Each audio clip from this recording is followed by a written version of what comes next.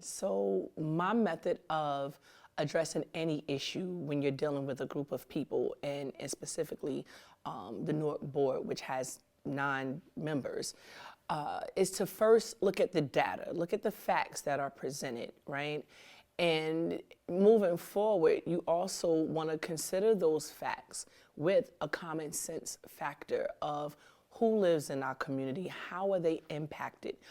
Are their voices a part of that decision-making apparatus? Because many times we go straight to stakeholders or people who are very voiceful on a regular basis instead of exerting more efforts in terms of being more inclusive to people who may work a 9 to 5, who may not always have their voice and their opinions present at the point of decision making, because we have seen in too many instances that there's been cases where we need to make a decision and it needs to be expedient.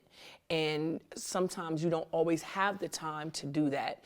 I think that can be combated by continuously talking to the community, making sincere efforts to engage the community and sustain that level of communication so that you're always on the actual pulse of what it is that the community wants and needs, so that you can execute that in a fashion that is conducive to your entire community and not just some.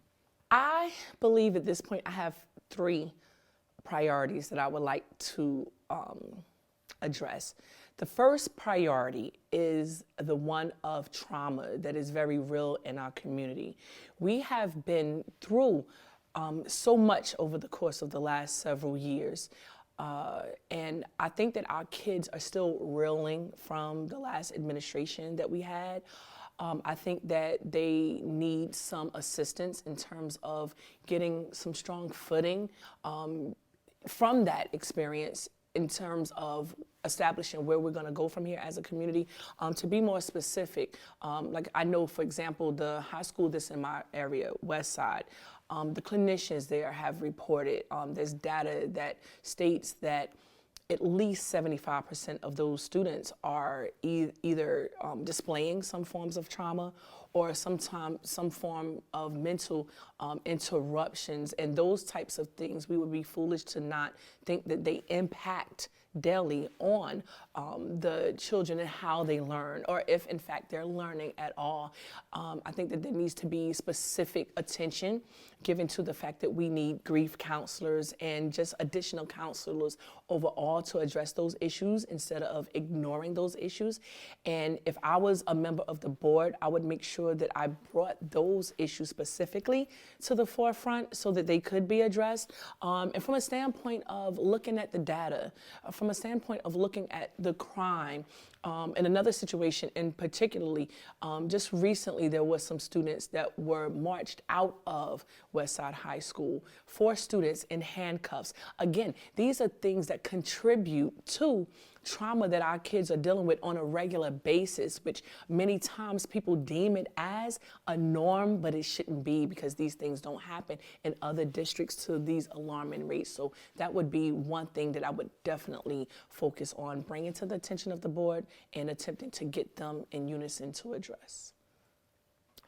I feel, again, that there are many challenges that are really important that are facing students today.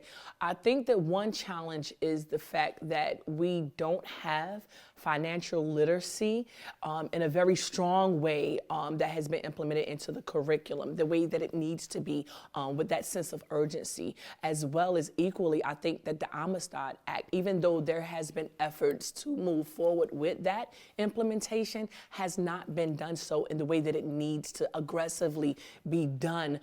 There are many students who not only are they having challenges still with just the basic reading and writing that goes on, but also with knowing who they are, knowing their history, right? With also understanding where they fit into the community and in terms of being parts of a whole, but also the financial literacy part, because for those students who are not going to college, they need to understand that there are other options, that there are other choices, and that it is our job to make sure that they understand what those opportunities are, and that we push those opportunities out to the forefront, and that we are not afraid to address them. And lastly, and also really, really important, there's a racial issue that is going on here in the city of Newark that we must address.